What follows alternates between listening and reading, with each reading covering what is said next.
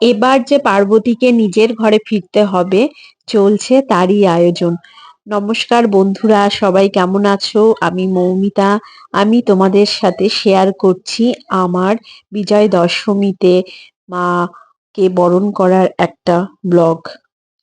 তো আমাদের যে পাড়াতে পুজোটা হয় সেইখানেই আমরা অঞ্জলি দিই, সেখানেই আমরা মাকে বরণ করি। তো এখানে বরণ করার জন্য আমি এসেছি, সাথে এসেছে মা, রায়ান, সঞ্জীব, লাবণী।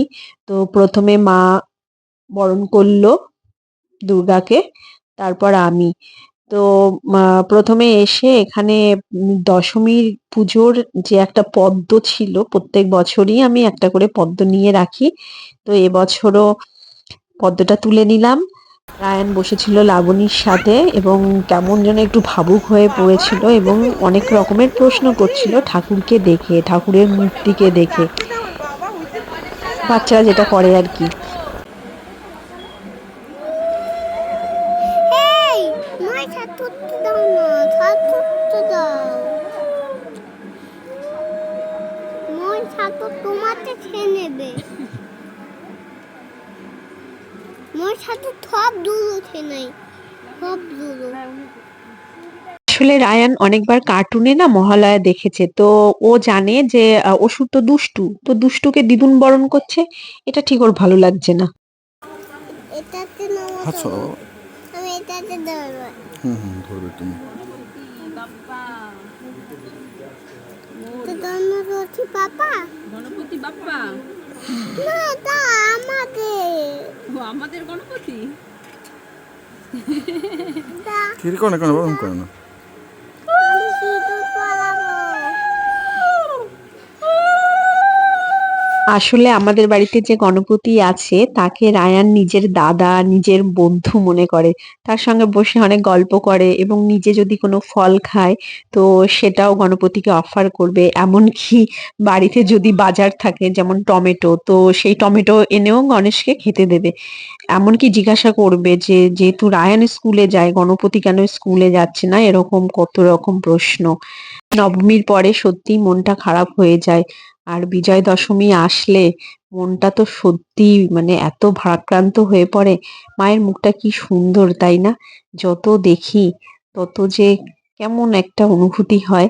কিন্তু এই যে বিশেষ করে দশমীর দিনে মায়ের মুখটা আমারও কেমন যেন দেখে মনে হয়, মানে আমার যেহেতু নিজের মনের মধ্যে খুব বেদনা চলে, তো হয়তো আমার কল্পনা, আমারও মনে হয় মায়েরও হয়তো কোথাও দুঃখ যে তার এই সব সন্তানদের রেখে ফিরে যে যাচ্ছে নিজের কৈলাসে। তবে এটা ঠিক, মা কখনো ফিরে যান না, মা তো থাকেন আমাদের মধ্যেই, তাই না? তার অস্তিত্ব আমরা আমাদের শুভ বুদ্ধিকে যদি জাগিয়ে তুলি তাহলে হয়তো প্রত্যেক মুহূর্তেই সেটা উপলব্ধি করতে পারবো। যাই হোক, বাঙালির শ্রেষ্ঠ উৎসব মানেই দুর্গাপুজো এবং সারা বছরের অপেক্ষা মা কবে আসবে। এবং যখন পুজোর সময়গুলো চলে আসে তখন সেই সময়টাও কিন্তু সবারই দারুণ কাটে যে মা আসছে, মা আসছে। এই যে পাপা এদিক ঘোরো, ঘোরো পাপা। এই দেখ কে এসছে, দুর্গা ঠাকুর চলে এসছে। এই দেখ, এই দেখো দুর্গা ঠাকুর চলে এসছে সবার শেষে। অ্যান খুব মাঝে মাঝে ভাবুক হয়ে পড়ে, জানি না এই কারণে ওকে আমি মাঝে মাঝে জিজ্ঞাসাও করি চিন্তা কি করছো হলো বসে কি বসে? হলো। কি চিন্তা করছো বসে বসে? কি চিন্তা করছো তুমি? একটু মন্ত্র বলে দাও তো, মন্ত্র বলো। এখন মুড নেই, ছাড়ো। দুর্গা ঠাকুর রাগ করবে কিন্তু, আর আসবে না। ওই দেখ তোর পেছনে কে আসছে, ছাড় ছাড় ছাড়। না এসো না, এসো না, এসো না, ছাড়ো ছাড়ো, ছেড়ে বাবা প্লিজ, ছাড়ো, ছাড়। একবার ছাড়, একবার ছাড়। কি বলেছিস? একবার ছাড় ধুতিটা, একবার ধুতিটা ছাড়। ওই দেখ পেছনে। অ্যান না ছোট্টবেলা থেকে, ছোট্ট তো সে এখনো, মানে যখন 5-6 মাস বয়স ছিল তখন থেকেই ওকে না আমি পাঞ্জাবি কিছুতেই পরাতে পারতাম না। ভীষণ বিরক্ত হতো, কান্নাকাটি করতো। এটা হয়তো কেউ বিশ্বাস করবে না যে এত ছোট সে কি করে এরকম করতে পারে, সত্যিই করতো। এবং সত্যি কথা বলতে ওর বাবাও পাঞ্জাবি পরতে একদম পছন্দ করে না। আমি মানে জোর করে এখন তো দুজনকেই পড়াই। তো যাই হোক, ১ম এ আমাদের মণ্ডপে বসেই আমরা সিঁদুর খেললাম। এই যে ছোটন, মানে একে আমরা সবাই ছোটন বলেই ডাকি বাড়িতে, আমার মেজো বোন। তো ১ম এ আমরা একে অপরকে সিঁদুর পরিয়ে দিলাম। তারপর মণ্ডপে যে কাকিমারা ছিল পাড়ার এবং বয়স্করা ছিল তাদেরকে সিঁদুর পরালাম, তারাও সিঁদুর পরালো আমাদের।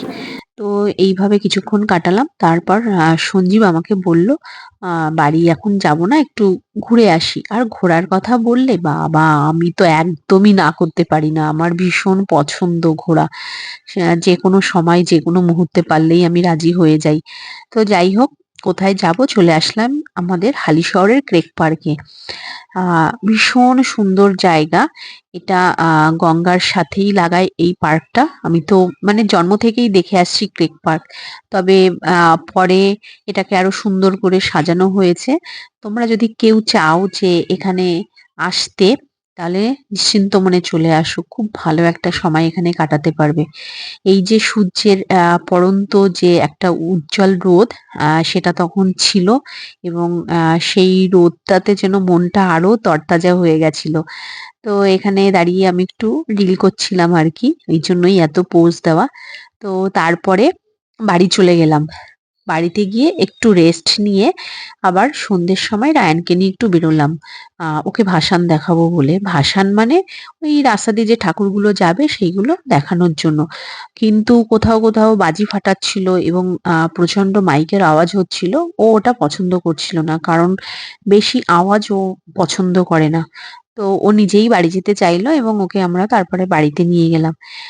তারপরে গেলাম হচ্ছে রেস্টুরেন্টে, যেটার ভিডিও আমার কাছে ছিল কিন্তু আমি ডিলিট করে দিয়েছি। প্রত্যেক বছরই দশমীর দিনে আমরা গোটা পরিবারই যাই বাইরে খেতে। কিন্তু এবার সবাই আর যেতে রাজি হয়নি। কারণ এত বাইরে খাওয়া হয়েছে না এবছর। কিন্তু আমরা দুজন গেলাম একটা ভালো সময় কাটাবো বলে।